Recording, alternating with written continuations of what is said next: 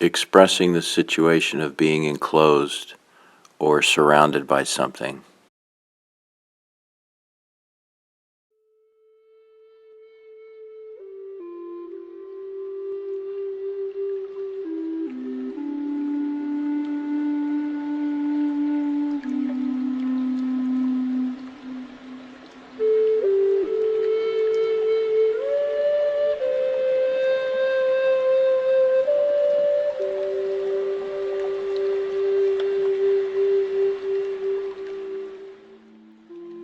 Yeah, it's like kind of like playing hooky. We used to call it playing hooky when you didn't go to school. But it's not like that. It's like The Blob or The Fog or The Thing. Any of those movies where all that stuff happens. And everything's the same and yet it's not. What's your take on it? What's going on with you?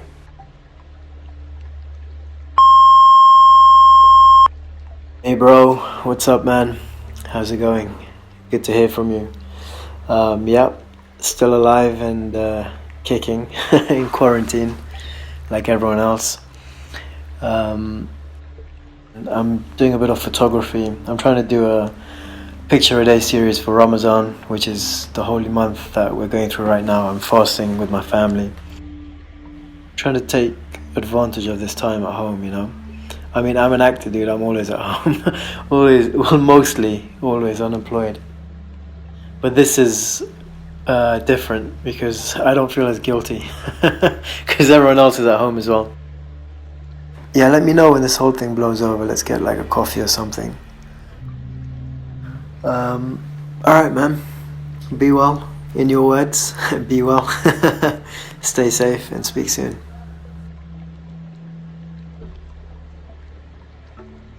At the beginning, I thought this whole thing was rather novel. Oh, because I love new adventures. And then, Jody having COVID, that's been very difficult. Talking with her every day, trying to walk her through it as best I could. She's had it now for 6 weeks, and it's still affecting her.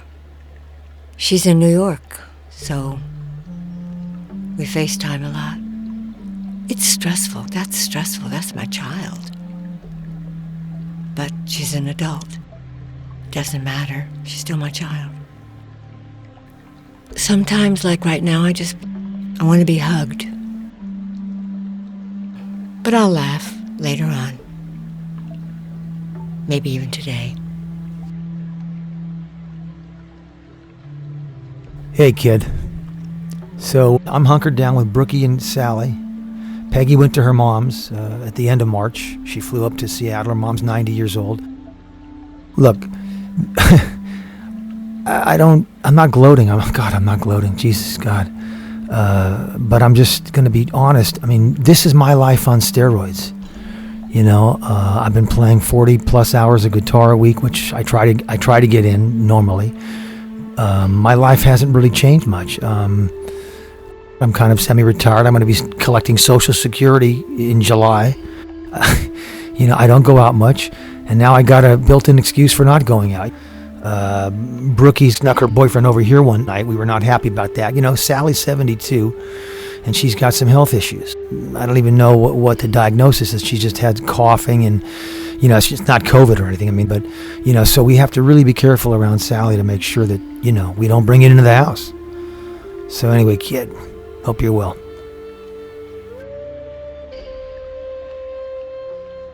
Work is going well. I'm keeping up to date now. At the beginning I was struggling to get my head around the new system, but now I'm really getting the hang of it. Normally I'd think that video gaming and things like that would make me unproductive, but without school I don't really have an opportunity to hang out with my friends, so doing it over the internet is sort of necessary. But everyone in the country is in the same boat. All those nurses and doctors, I can't imagine how hard it is fighting against the coronavirus. Hi Rob. I'm fine, thank you. I'm in lockdown here in London. I've been doing micro donations here and there to various charities. I'm feeling really scared for theatres and how they're going to be able to survive. And apart from that, I'm growing my hair on my legs as a feminist little experiment. But earlier I wanted to go shopping. And yeah, I didn't quite have the guts to sport a little pair of shorts. Yeah, that's me. First world problems here. I also have family in Ecuador, where the situation was horrible. Families not being able to bury their loved ones and having to keep their parent in the living rooms. Obviously my family is okay, but this crisis isn't over yet. Take care, and speak soon, I hope.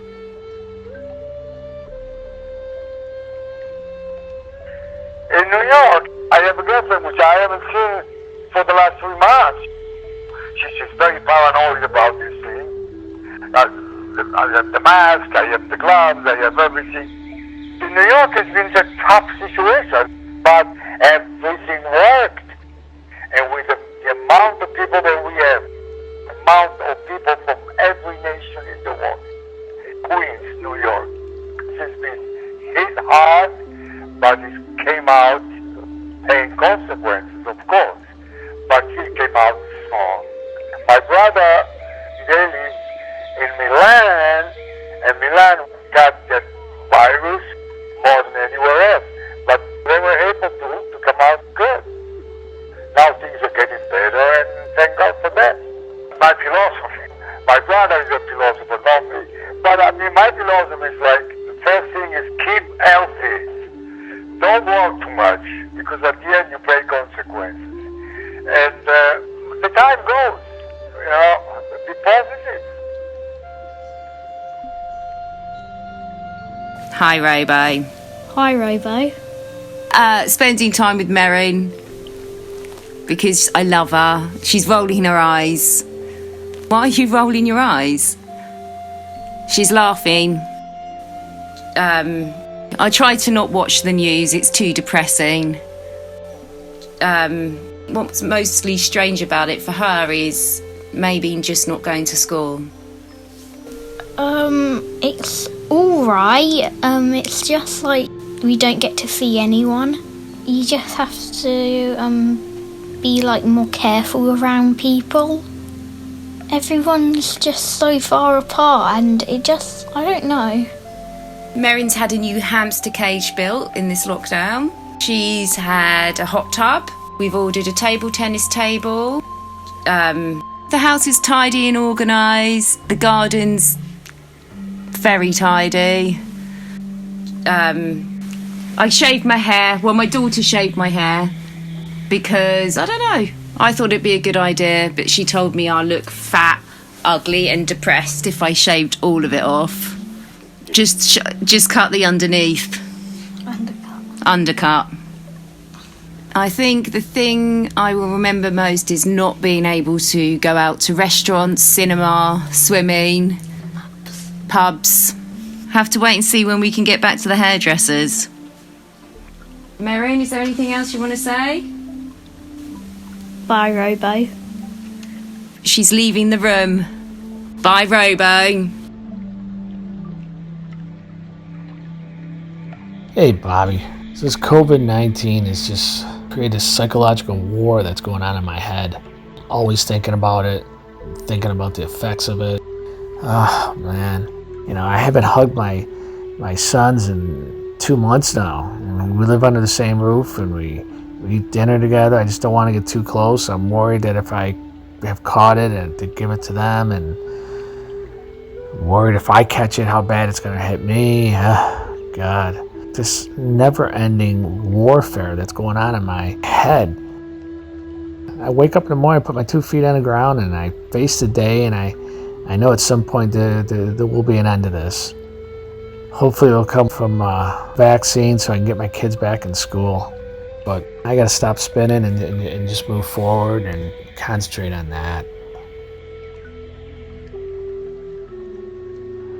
Hi Rob, I am talking to you from New York City.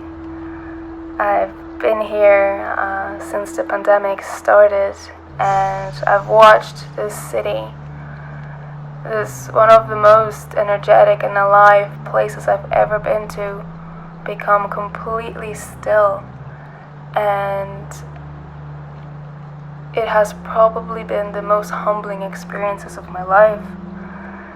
You know, I just keep thinking how special were those moments where we were just able to go outside and grab a coffee with a friend or go for a dinner to a restaurant and enjoy the food and the company of our loved ones.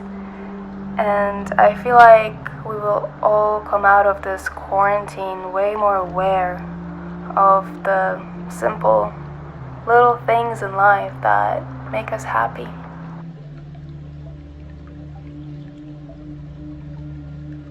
Hi Rob. We're doing fine. We're actually really enjoying ourselves. Being forced to stay home. I'm fortunate that I have work, and we've been working around the house doing so many jobs that we never ever got to. We have our son Asa is here with us. He had to finish up his college year at home, which was inevitable. So the future for him, I think, is fairly dark. Who knows whether he'll be going back to college in September. My family is in Ireland. We're a population very used to unifying and behaving sort of, inverted commas, responsibly. My father is in a nursing home in Dublin, and he's 96 years old and he's pretty frail, and his concerns and fears for coronavirus, for the world, for his children, have really kind of disturbed him. You know, it was quite possible, and it still is quite possible, that my elderly father might pass away when I'm literally not allowed to fly to Ireland, and I won't ever be able to see him again. And I fear for the future. I don't know what 2 years from now looks like. We literally just live day to day, and that's a change. That's a big change. The worst illness that I have experienced in my life. I became sick after coming home from work one evening, not feeling well, waking up the next morning with a mild fever, which rapidly deteriorated into a severe fever, muscle pain and joint pain, and uncontrollable headaches. I felt weak and listless. My skin ached against the linen of the sheets. My scalp hurt.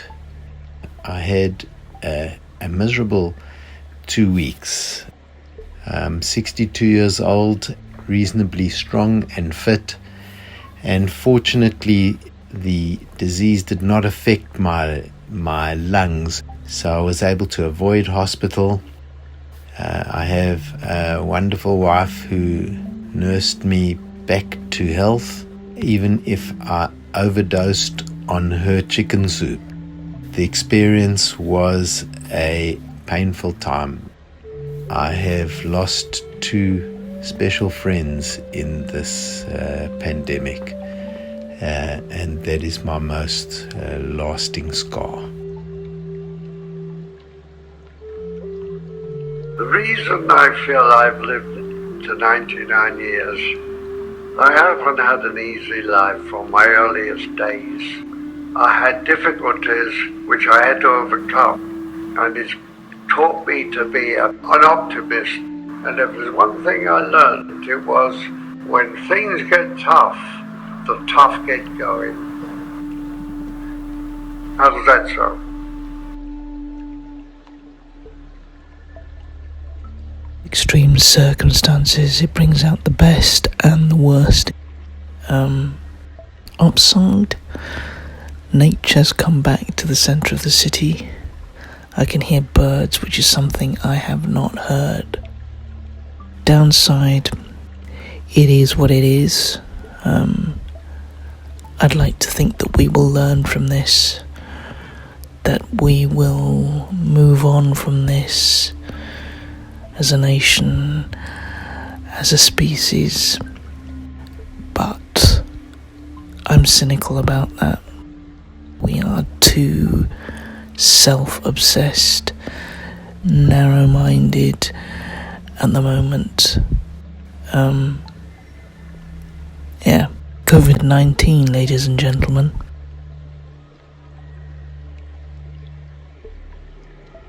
He was a romantic poet, I forgot his name, but thus let me live, unseen, unknown. Thus unlamented let me die, steal from the world, and not a stone tell where I lie. That's become more of a reality to me. It's hard to be grateful for what you've got. And it's especially hard, I notice, for people that have a good deal. Gratitude, I wish I'd had more of in my earlier life. So I could be a more loving person. Oh boy, does that sound pretentious. I have to go to sleep on that one.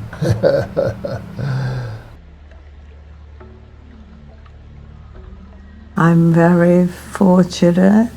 I thank God every day when I get into my comfortable, clean bed and pray for peace and non-violence in the world.